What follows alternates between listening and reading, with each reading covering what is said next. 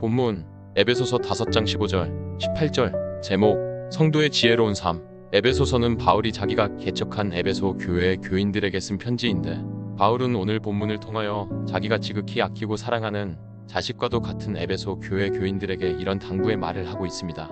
15절. 그런즉 너희가 어떻게 행할지를 자세히 주의하여 지혜 없는 자 같이 하지 말고 오직 지혜 있는 자 같이 하여.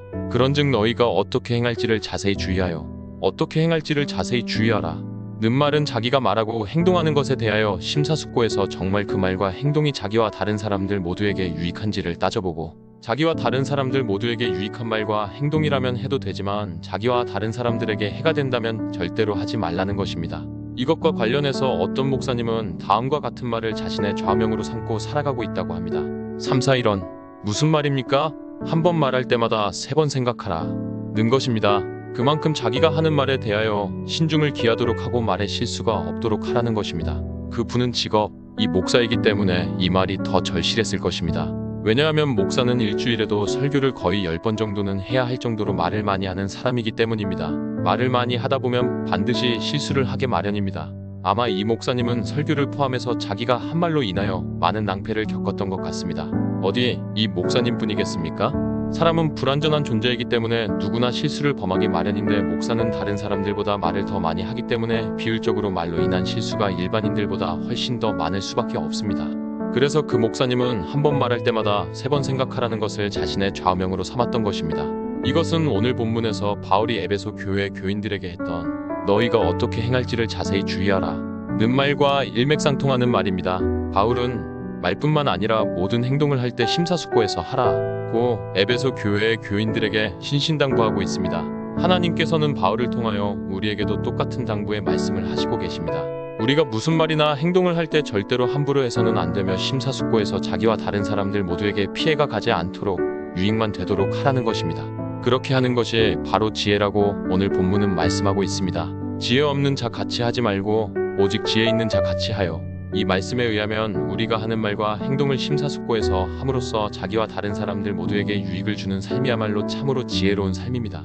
그러므로 우리는 바울이 자기가 지극히 아끼고 사랑하는 에베소 교회의 교인들에게 당부했던 이 말씀, 이 세상을 그 누구보다 지혜롭게 살아가기 위해서는, 그래서 자기와 다른 사람들 모두에게 유익을 끼치기 위해서는 말과 행동을 할 때 절대로 함부로 해서는 안 되며 반드시 심사숙고해서 해야 한다 는 말씀을 하나님께서 지금 이 시대를 살아가고 있는 우리에게 주신 말씀으로 알고 우리의 말과 행동을 최대한 조심해서 할 수 있기를 바랍니다. 그렇게 함으로써 우리가 하는 말과 행동을 통하여 자신이 먼저 유익을 보고 다른 사람들 모두에게 유익을 끼치는 지혜로운 삶을 살아가시기를 바랍니다. 바울은 16절에서 이 시대를 지혜롭게 살아가는 삶에 대하여 계속해서 이렇게 말씀하고 있습니다. 16절. 세월을 아끼라. 때가 악하니라. 이 부분을 영어 성경인 킹제임스 성경은 이렇게 번역하였습니다. Redeeming the time because the days are evil. 이것을 한글로 번역하면 이렇습니다. 시간을 구속하라. 왜냐하면 때가 악하기 때문이다. 값을 지불하고 어떤 사람을 노예의 상태에서 해방시켜주는 것을 가리켜서 성경에서는 구속 redeem이라고 말씀하고 있습니다. 예수님께서는 십자가에 못 박혀 죽으심으로써 우리의 죄값을 대신 지불하심으로써 죄와 사망과 마귀의 노예 상태에 있던 우리를 그것들로부터 해방시켜 주셨습니다. 바로 이것이 우리가 예수님께로부터 받은 구속의 은혜입니다. 그런데 오늘 본문에서 하나님께서는 우리에게 시간을 구속하라 고 말씀하시고 계십니다. 이 말씀은 값을 지불하고 죄와 마귀와 사망의 노예 상태에 있던 시간을 해방시켜주라는 말이며, 아담의 원죄로 인하여 타락한 만물 가운데 하나인 시간을 마귀로부터 구원시켜주라는 말입니다. 그러면 우리가 시간을 구속시켜주기 위해서는 어떻게 해야 할까요? 그러기 위하여 우리는 하나님께서 우리에게 주신 모든 시간을 오직 하나님의 뜻대로 사용해야 합니다. 지극히 작은 시간까지 아무렇게나 낭비하지 않고 하나님께서 내게 주신 모든 시간을 하나님의 뜻대로 사용할 때 우리는 인간의 타락과 함께 마귀의 것이 되어버린 그 시간들을 마귀의 소나기로부터 되찾을 수 있으며, 그 시간들은 우리가 예수님의 구속을 받음으로써 하나님의 소유로 회복되었듯이 하나님의 소유로 회복되는 역사가 일어나게 되는 것입니다. 그렇게 자기에게 주어진 모든 시간을 구속하며 살아가는 것이 참된 지혜이며, 그렇게 살아가는 사람이 참으로 지혜로운 사람입니다. 이 사람은 세상에서도 성공을 거두게 될 것이며 하늘나라에 가서도 영원한 성공을 거두게 될 것입니다. 하나님께서 반드시 그렇게 해주실 것입니다.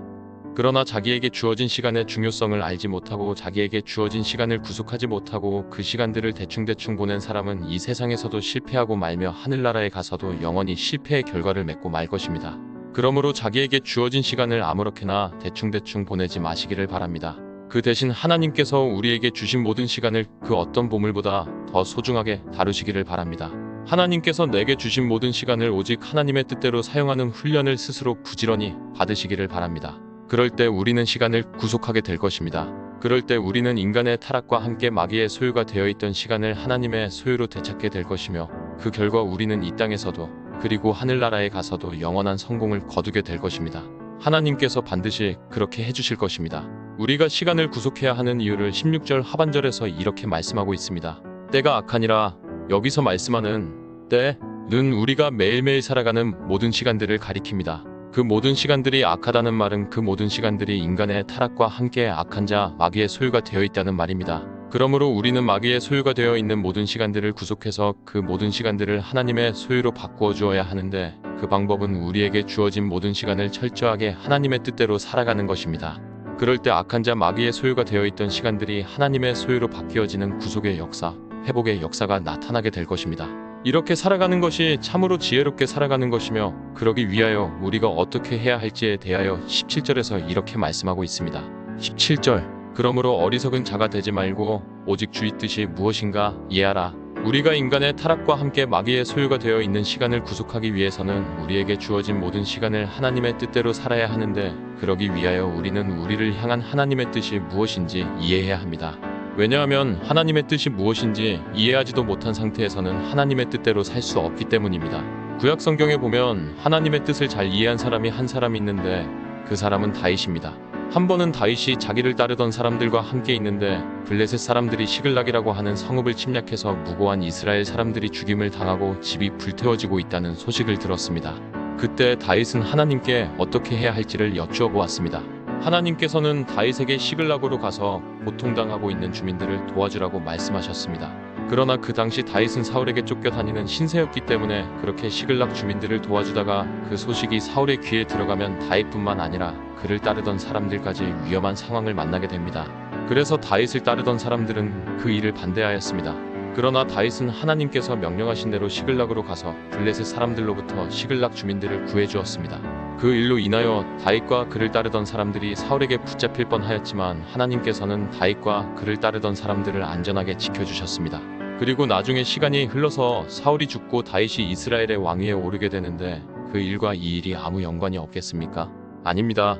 그 일과 이 일은 밀접한 연관이 있습니다. 그 일로 인하여 이 일이 이루어진 것입니다. 즉 다윗이 하나님의 뜻이 무엇인지를 정확하게 알고 그 뜻대로 순종하는 삶을 산 그것이 다윗으로 하여금 이스라엘의 왕위에 앉도록 해주었다는 것입니다. 오늘 본문은 다윗처럼 하나님의 뜻을 찾아서 철저하게 그 뜻대로 살아가는 삶을 가리켜서 지혜로운 삶이라고 말씀하고 있습니다. 왜냐하면 창조주이시며 모든 것들의 주인이신 하나님께서 그렇게 살아가는 우리를 책임져 주시고 그런 우리를 지극히 존귀한 자리에 앉혀주실 것이기 때문입니다. 그 삶을 살기 위하여 우리가 할 일이 무엇이라는 것입니까? 그 일은 우리가 하나님의 뜻이 무엇인지 이해하는 것입니다. 즉 지금 이 시간 하나님께서 나에게 원하시는 뜻이 무엇인지 정확하게 파악하는 것이 내가 그 하나님의 뜻대로 삶으로써 하나님께로부터 부어지는 모든 혜택을 받아 누리는 지혜로운 삶을 살아갈 수 있는 비결이라는 것입니다. 그러기 위해서는 우리가 어떻게 해야 할까요? 우리가 지금 하나님께서 나에게 알려주시는 하나님의 뜻을 정확하게 알기 위해서는 하나님에 대하여 민감해야 합니다. 그럴 때 우리는 지금 우리에게 알려주시는 하나님의 뜻이 무엇인지를 정확하게 분별할 수 있으며 그 뜻에 순종할 수 있습니다. 하나님께서는 모든 삶을 그렇게 살아갔던 다윗을 지극히 존귀하게 만들어주셨듯이 하나님에 대하여 항상 민감한 상태에서 하나님께서 알려주시는 뜻을 정확하게 파악하고 그 뜻대로 순종하는 삶을 살아가는 우리도 지극히 존귀하게 만들어주실 것입니다. 그러면 우리가 항상 하나님에 대하여 민감한 상태로 살아가기 위해서는 어떻게 해야 할까요? 거기에 대하여 오늘 본문 18절은 이렇게 말씀하고 있습니다. 18절 술 취하지 말라. 이는 방탕한 것이니 오직 성령으로 충만함을 받으라. 하나님에 대하여 민감하여서 하나님의 뜻을 정확하게 분별하고 그 뜻대로 순종함으로써 하나님께서 그런 우리를 지극히 존귀한 자로 만들어주시는 놀라운 선물을 받기 위하여 우리는 성령 충만을 받되 계속해서 받아야 합니다. 바로 이것이 구원받고 하나님의 자녀가 된 우리가 살아가야 할 지혜로운 삶입니다. 그 삶은 지금 우리를 향한 하나님의 뜻이 무엇인지 분별함으로써 그 뜻대로 순종하는 삶을 살아가는 것입니다. 우리가 그 삶을 살아갈 때 하나님께서 우리에게 주신 모든 시간을 죄와 사망과 마귀로부터 해방시킴으로써 그 시간들이 구속을 받고 회복되는 역사가 일어나게 될 것입니다. 그럴 때 우리는 이 땅에서는 물론이고 하늘나라에서도 영원한 성공을 거두게 될 것입니다. 그러기 위하여 성령 충만을 사모하시고 성령 충만을 달라고 하나님께 구하시기 바랍니다. 그럴 때 하나님께서는 그런 우리에게 성령 충만을 허락해 주실 것입니다. 하나님의 말씀에 순종하시기 바랍니다. 하나님께서 그런 우리를 성령으로 충만하게 해주실 것입니다. 죄를 범하였다면 망설이지 말고 하나님께 나아가서 우리가 범한 죄를 하나님께 고하고 그 죄를 용서받으시기를 바랍니다. 우리가 그 회개의 과정을 거칠 때 하나님께서 우리에게 성령 충만을 허락해 주실 것입니다. 그리고 우리의 마음을 하나님의 말씀으로 충만하게 채우시기 바랍니다. 그럴 때 우리가 진리의 영이신 성령님으로 충만하게 채워지는 것을 느끼게 될 것입니다. 그렇게 함으로써 우리 안에 충만하게 내주에 계시는 성령님을 통하여 우리는 지금 우리를 향한 하나님의 뜻이 무엇인지 정확하게 분별할 수 있으며 그 뜻에 순종할 수 있습니다. 하나님께서 그런 다윗과 함께 하셔서 다윗에게 마음껏 복을 부어주셨듯이 그런 우리에게도 마음껏 복을 부어주실 것입니다.